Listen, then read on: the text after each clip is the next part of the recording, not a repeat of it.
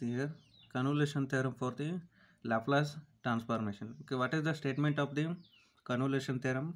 If inverse Laplace transform of f of s equal to f of t and inverse Laplace transform of g of s equal to g of t, then you have to prove that inverse Laplace transform of f of s into g of s is equal to integration u equal to 0 to t. Yeah, in place of f of t you have to put f of u, and in place of g of t you have to put g of t minus u into du, which is equal to f star g. Okay, now you have to prove this one, that is inverse Laplace transform of f of s into g of s is equal to integration u equal to 0 to t f of u into g of t minus u into du, which is equal to f star t. Here star it indicates convolution.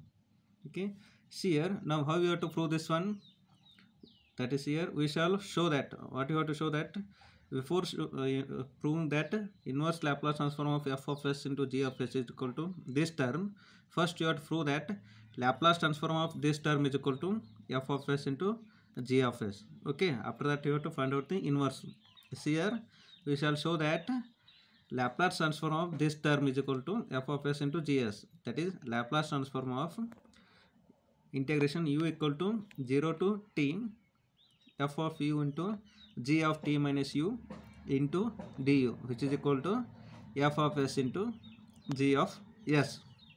Okay, see here, by the definition of the Laplace transform, LHS side of this equation, how you have to write? You have to know that what is the definition of the Laplace transform. Laplace transform of f of t is equal to integration 0 to infinity e raised to minus st into f of t into dt. Okay, the same definition you have to apply the LHS side of this equation. That is, what is this equation? Laplace transform of u equal to 0 to t f of u into g of t minus u into du. Okay, now you have to apply the definition, that is integration t equal to 0 to infinity e raised to minus st into f of t into dt. Here f of t, in place of f of t this term is here, that is integration u equal to 0 to t f of u into g of t minus u into du into the remaining term is dt. Okay, see here, LHS side you have to write as it is, which is equal to, take this integration outside, that is integration t equal to 0 to infinity and u equal to 0 to t. What is the remaining term here? E raised to minus st f of u g of t minus u into du into dt. Call that is equation number 1. Okay, now see here, RHS side of this equation 1, it is a double integration. Okay, how we have to solve this integration? That is, here we shall change the order of integration. We shall change the order of integration in respect to this double integration. How you have to change? That is, the domain of the integration for this double integration is the entire area lying between the lines u equal to 0 to t. See here, on changing the order of integration, this integration, then equation 1 becomes, that is, here integration u equal to 0 to t is there, here u equal to 0 to infinity.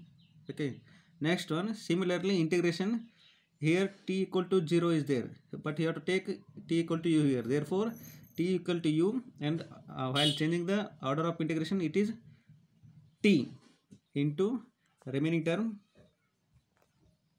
Okay, here while changing the integration you get order t equal to u to t, therefore remaining term e raised to minus st f of u into g of t minus u into du into dt. Call that is equation number 2. Okay, now see here, in this equation number 2, put t minus u equal to v. Okay, if put t minus u equal to v, then what is the value of dt? It means you have to differentiation this one you have to get with respect to t, that is dt equal to dv. Next here, if t equal to u, in this equation, then what happens? U minus u, which gives 0, that means which gives the v equal to 0. See here, if t equal to u and it gives v equal to 0. Similarly, if to t equal to infinity, you get phi equal to infinity. Then put these values in equation number 2. Then equation number C here, what is the equation number 2? Integration u equal to 0 to infinity and integration t equal to u to t e raised to minus st f of u g of t minus u into du into dt. What is the value of dt? That is dv, which is equal to, see here, what is the function of u? Here e raised to minus st f of u is the function of u, and remaining is it is the function of v. When that t is equal to, you have to take u.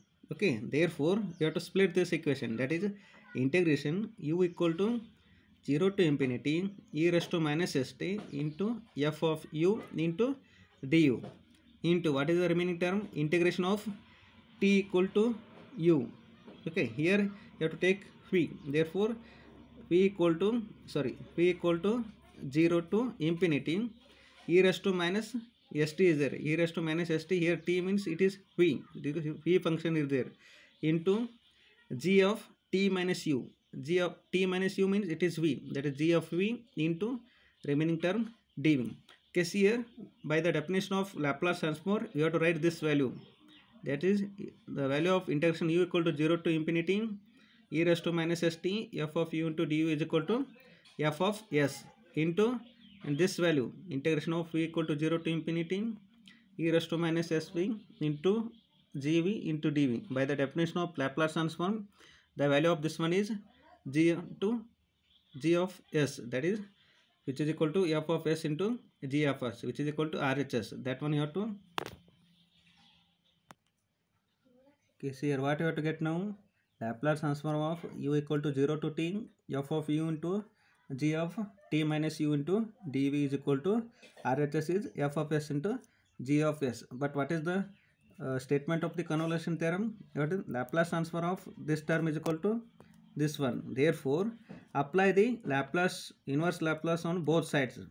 Okay, then RHS side becomes Laplace inverse of f of s into g of s is equal to, okay, LHS side is, you have to apply them, already Laplace is there, you have to apply the inverse of Laplace transform, then those two are cancelled, and what you have to get remaining term?